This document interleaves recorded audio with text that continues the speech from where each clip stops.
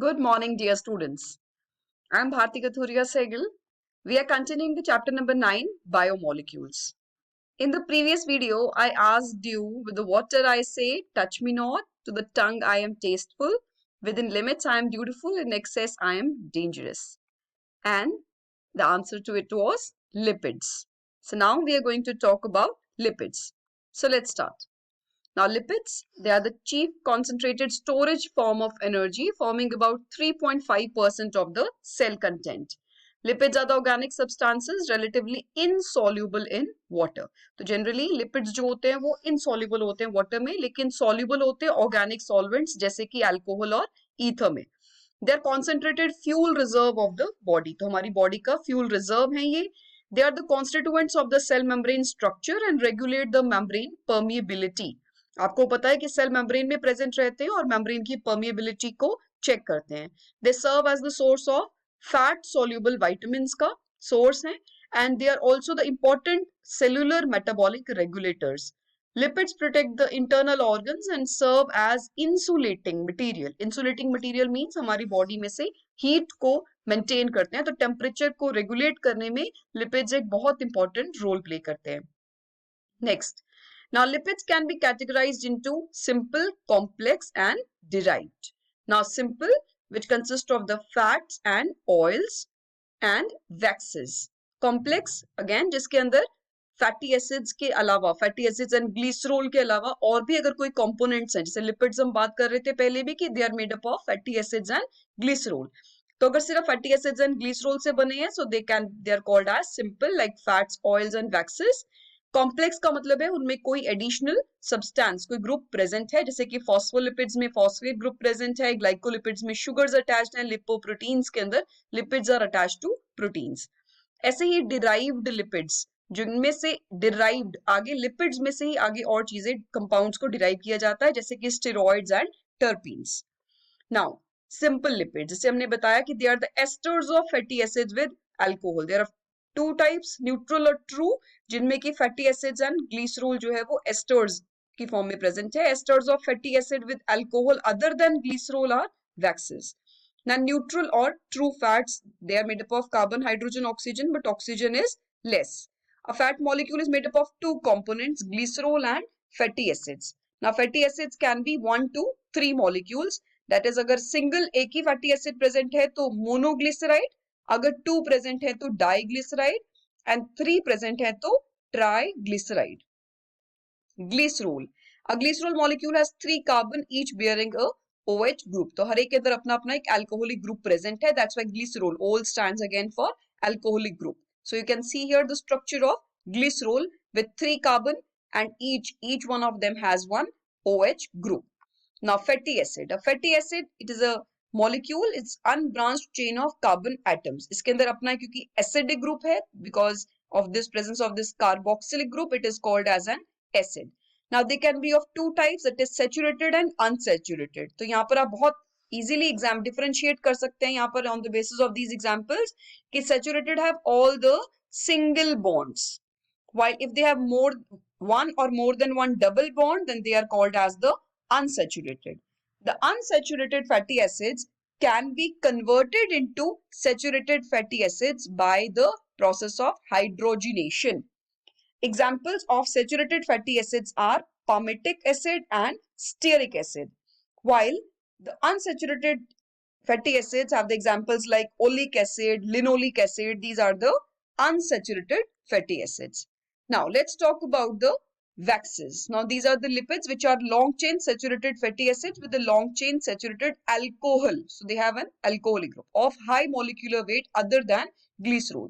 The example is beeswax. So the beeswax that you see, which is what is beeswax? It is in the form of hexacosyl palmitate.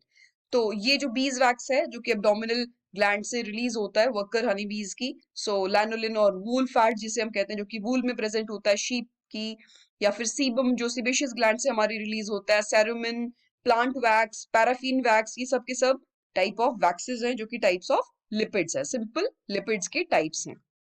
Now complex lipid, जैसे मैंने आपको बताया जिनमें कोई additional और कोई biomolecule साथ में प्रेजेंट है, जैसे they are the derived of simple lipids having additional groups like phosphate, nitrogen base, protein, They're divided into three types, that is phospholipids, glycolipids and lipoprotein. तो सबसे पहले बात करते हैं phospholipid की. तो यहाँ आप देख सकते हैं, so they have this lipid यहाँ पर attached है इनके साथ, और lipids के साथ ही attached है phosphate group, right? So phosphate group में यहाँ पर आप देख सकते हैं हाइड्रोफोबिक टेल नीचे की तरफ रहेगी और ऊपर हाइड्रोफिलिक हेड के साथ यहाँ पर अटैच रहेगा phosphate group. Next we talk about the glycolipid. तो glycolipid जिनमें की sugar attached है, as you can see यहाँ पर sugar can be glucose और galactose present हो सकती है. तो they have given an example here, cerebrospide. Cerebroside जो है एक glycolipid है जिसमें glucose या galactose attach होता है to the lipid. Next is lipoprotein. Lipoprotein जो है इनमें लिपिड्स में प्रोटीन साथ में अटैच्ड होते हैं, जैसे कि मिल्क और एग यॉक में बहुत सारे लिपोप्रोटीन्स प्रेजेंट होते हैं. 5 टाइप ऑफ लिपोप्रोटीन्स होते हैं, chylomicrons, VLDL, LDL, HDL and free fatty acid albumin complex. Next is derived lipids. Derived जैसे कि जिसमें मैंने आपको बताया था, जो हाइड्रोलिसिस सिंपल या कॉम्प्लेक्स लिपिड से ही आगे डिराइव्ड होते हैं, जैसे टेस्टोस्टेरोन, कॉर्टिजोन, जैसे आपको पता है ये हार्मोन्स जो हैं, और विटामिन डी, फैट सोल्यूबल जो विटामिन्स हैं, कोलेस्ट्रॉल, ये सब क्या है आपके, these are the derived lipids. Steroids do not contain fatty acids, but लेकिन ये फैट लाइक प्रॉपर्टीज शो करते हैं, इसलिए हम इनको इंक्लूड करते हैं इन द लिपिड्स. ये बने होते हैं 4 फ्यूज्ड कार्बन रिंग्स के, as you can see here. And cholesterol, vitamin D, testosterone, adrenocortical hormones.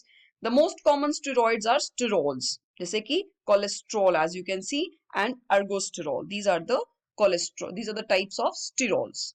Next, terpenes. Terpenes भी एक important major group है जो कि essential oils मिलते हैं जिसे हमें plant से, उनमें विटामिन A, E, K इनमें present होता है. Terpenoid, phytol. वेरी इंपॉर्टेंट है, फाइटोल प्रेजेंट होता है terpenoid, vitamin A, E and के के अंदर. कैरोटिनॉइड जो पिगमेंट है ये प्रीकर्सर है विटामिन ए के फॉर्मेशन के लिए. ऐसे ही लाइकोपीन एक पिगमेंट है जो कि प्रेजेंस होता है टोमेटोज के अंदर, जो कि एक टर्पिनॉइड है.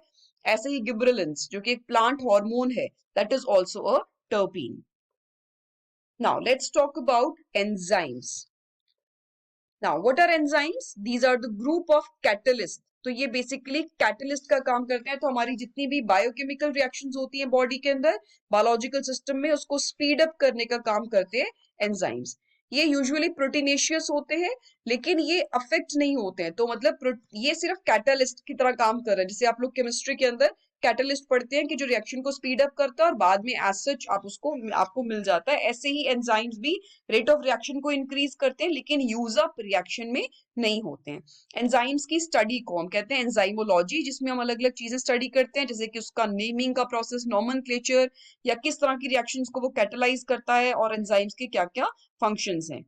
एंजाइम्स जनरली कोलॉइडल स्टेट के अंदर होते हैं and they are produced in inactive form. Generally हमारी बॉडी में जो भी चीज प्रोड्यूस होती है that is in the inactive form, और तभी वो एक्टिवेटेड होती है व्हेन इट इज रिक्वायर्ड. तो कुछ फैक्टर्स चाहिए होते हैं, जैसे स्पेशल पीएच या सबस्ट्रेट की presence, only then they are converted into the active forms. Now enzymes that are produced within a cell for the metabolic activities are known as the endoenzymes. तो cell के अंदर produce हो रहे हैं तो endoenzymes, और अगर जहां प्रोड्यूस हो रहे हैं उससे बहुत दूर काम कर रहे हैं तो उसे कहते हैं exoenzymes. जनरल प्रॉपर्टीज डिस्कस करते हैं एंजाइम्स की. तो एंजाइम्स जो होते हैं एक्सेलरेट करते हैं, लेकिन उसे इनिशिएट नहीं करते हैं किसी भी बायोलॉजिकल एक्टिविटी को, किसी भी बायोलॉजिकल रिएक्शन को. एंजाइम्स पार्टिसिपेट नहीं करते हैं, अनचेंज्ड रहते हैं, तो इसलिए बहुत थोड़े अमाउंट में चाहिए, क्योंकि वो वापस आपको दोबारा से मिल जाएंगे और फिर they can again go on with the activity. जो एंजाइम है वो जनरली सबस्ट्रेट से लार्जर साइज का होता है, ताकि उसके साथ सबस्ट्रेट जो है अटैच कर सके. Like a specific part of enzyme molecules comes in the contact with the substrate molecule, that part is called as the active site of the enzyme. तो हम इसे एक कंपेयर करते हैं with the lock and key mechanism. तो इसके लिए एक lock and key hypothesis भी दिया जाता है for the enzyme activity, जिसमें हम मानते हैं कि एंजाइम एक ताले की तरह है और उसका सबस्ट्रेट उसकी चाबी है. तो एक्टिव साइट क्या है? वो प्लेस है जहां पर की वो चाबी को आप अटैच करेंगे. So that's how we have this activity of enzyme, जिसमें कि एंजाइम एक के लिए एक स्पेसिफिक, जैसे कि हर ताले की स्पेसिफिक चाबी है, ऐसे हर एंजाइम का एक स्पेसिफिक सबस्ट्रेट है, वो किसी और के साथ अटैच नहीं कर सकता है. Next is amphoteric nature of enzymes. Chemically, most of the enzymes are proteins, therefore they show amphoteric nature. The enzymes can react with acidic as well as alkaline, क्योंकि आपको पता है कि प्रोटीन में NH2 ग्रुप प्रेजेंट होता है which is basic alkaline group है, जबकि कार्बोक्सिल ग्रुप भी प्रेजेंट है, तो दोनों की प्रॉपर्टीज ये शो करते हैं एंजाइम्स। स्पेसिफिसिटी मैंने आपको जैसे बताया अभी कि they have a single substrate, ये सिर्फ एक ही सबस्ट्रेट पे एक्ट कर सकते हैं, उससे मिलते जुलते सबस्ट्रेट्स पर ये एक्ट नहीं करेंगे या किसी और भी सबस्ट्रेट पर एक्ट नहीं करेंगे। जैसे एक एग्जांपल लेते हैं, invertase can act only upon sucrose, urease can only act upon urea. So a slight change in the configuration, अगर कुछ भी change आता है एंजाइम में, so it changes the active site and thus it will not be able to combine with its particular substrate.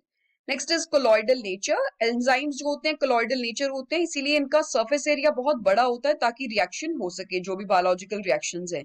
colloids जो होते हैं jail की जैसे जिसे हम कहते हैं, तो दो कंपोनेंट से मिलकर बने होते हैं, dispersed particle and dispersed medium, जिनमें कि डिस्पर्स्ड पार्टिकल्स का साइज जो होता है वो डिस्पर्स्ड मीडियम डिस्पर्शन मीडियम से ज्यादा होता है। एंजाइम ऑप्टिमा, ऑप्टिमा का मतलब यहाँ पर क्या है कि एंजाइम्स जो होते हैं बायोलॉजिकल एंजाइम्स, दे नीड, जिसे हम बायोलॉजिकल कैटलिस्ट कहते हैं, बायो कैटलिस्ट कहते हैं, दे नीड डिफाइंड कंडीशंस, उनको एक स्पेसिफिक कंडीशन चाहिए, अगर उनको वो कंडीशन नहीं मिल रही है तो वो एक्टिवेटेड नहीं होते हैं। तो जैसे अगर मैं कह रही हूँ कि हमारी बॉडी के अंदर अगर जो स्मॉल इंटेस्टाइन में एक्ट कर रहे हैं एंजाइम्स, उनको अलग तरह का पीएच चाहिए, जो स्टमक में एक्ट कर रहे हैं उनको अलग तरह का पीएच चाहिए, so they will act only at that particular pH at that particular temperature, so they have an optimum condition under which they will be acting the best, और उसके बाद उनकी एक्टिविटी कम होती जाएगी, और उससे ज्यादा अगर होगा पीएच तब भी उनकी एक्टिविटी कम होती जाएगी। तो ऐसी बात करते हैं टेम्परेचर सेंसिटिविटी की। तो जैसे अगर हम बात कर रहे हैं कि अगर कोई enzyme up to 40 degree Celsius पर बहुत अच्छा अगर वो परफॉर्म कर रहा है, बहुत अच्छे से अगर काम कर रहा है, सो अगर 60 से अबव टेम्परेचर चला जाएगा तो वो डी नेचर हो जाएगा, ब्रेक डाउन हो जाएगा। ऐसे ही अगर लो टेम्परेचर हो जाएगा तब भी वो इनएक्टिव हो जाएगा। ऐसे ही पीएच के लिए भी बहुत सेंसिटिव है, सो अगर स्ट्रॉन्ग एसिड या स्ट्रॉन्ग बेस होगा तो एंजाइम्स डीनेचर हो जाएंगे, and they will most of the जितने भी हमारे इंट्रासेल्युलर है वो न्यूट्रल 7 के आसपास की पीएच, मतलब दे कैन बी 6 to 8 की पीएच में they act the best. Next, concentration of enzyme and substrate. तो एंजाइम एंड सबस्ट्रेट के कॉन्सेंट्रेशन पर भी डिपेंड करेगा आपकी जितनी भी रिएक्शंस होंगी, क्योंकि एंजाइम कम है तब भी एक्टिविटी जो है वो कम रहेगी, ऐसे ही अगर सबस्ट्रेट का अमाउंट कम है तब भी एक्टिविटी कम रहेगी। लेकिन after a certain amount of substrate, because suppose example लेते हैं, सपोज करिए आपकी बॉडी में 100 एंजाइम्स प्रेजेंट है एक पर्टिकुलर सब्सटेंस को ब्रेक डाउन करने के लिए, एंड यू गिव 50, आपने 50 वो सब्सटेंस डाल दिया। सपोज मैं इन्वर्टेज की बात कर रही हूँ, तो इन्वर्टेज एंजाइम जिसे हमने बात किया सुक्रोज पर एक्ट करता है, तो 100 ऐसे इन्वर्टेज एंजाइम्स प्रेजेंट है आपके एक सेल के पास। सपोज करिए कि आपके पास 50 सुक्रोज प्रेजेंट है, तब भी एक्टिविटी कम है, 60 हो जाएंगे तो बढ़ जाएगी, 70 हो जाएंगे तो और एक्टिविटी बढ़ जाएगी, 100 तक पहुंचते पहुंचते मैक्सिमम हो जाएगी, क्योंकि आपके पास मॉलिक्यूल्स ही 100 है इन्वर्टेज की। लेकिन अगर आप 110 कर देंगे, 200 कर देंगे, तब भी एक्टिविटी पर फर्क नहीं पड़ेगा। So that's the kind of graph that we make, कि अगर हम पीएच के लिए या टेम्परेचर के लिए ग्राफ बना रहे हैं तो वो कैसा बनेगा, that it will go up to the optimum and then come down, कि ऑप्टिमम के बाद वो वापस कम होना शुरू हो जाएगी एक्टिविटी, लेकिन यहाँ पर क्या हो जाएगा, स्टेबलाइज हो जाएगा, क्योंकि उसके बाद अगर आप सबस्ट्रेट, सबस्ट्रेट मतलब वो मॉलिक्यूल जिसपे कि एंजाइम एक्ट कर रहा है, तो उसके बाद अगर बढ़ाते भी रहेंगे then the state will become steady. Next is enzyme inhibitors. Inhibitors क्या होते हैं, जो एंजाइम को इनिबिट कर देते हैं, इनिबिट मतलब उसकी एक्टिविटी को स्टॉप कर देते हैं, जिससे कि एंजाइम की एक्टिविटी खत्म हो जाती है। तो अब यहाँ पर स्ट्रक्चर, अगर कुछ सब्सटेंस होते हैं जिनका स्ट्रक्चर बहुत सिमिलर होता है सबस्ट्रेट के, तो कंपीट करते हैं वो उनके साथ, और उसको अगर वो कंबाइन कर जाएं तो एंजाइम अपनी एक्टिविटी नहीं कर पाता है, तो हम ये कहते हैं कॉम्पिटिटिव इनिबिटर्स।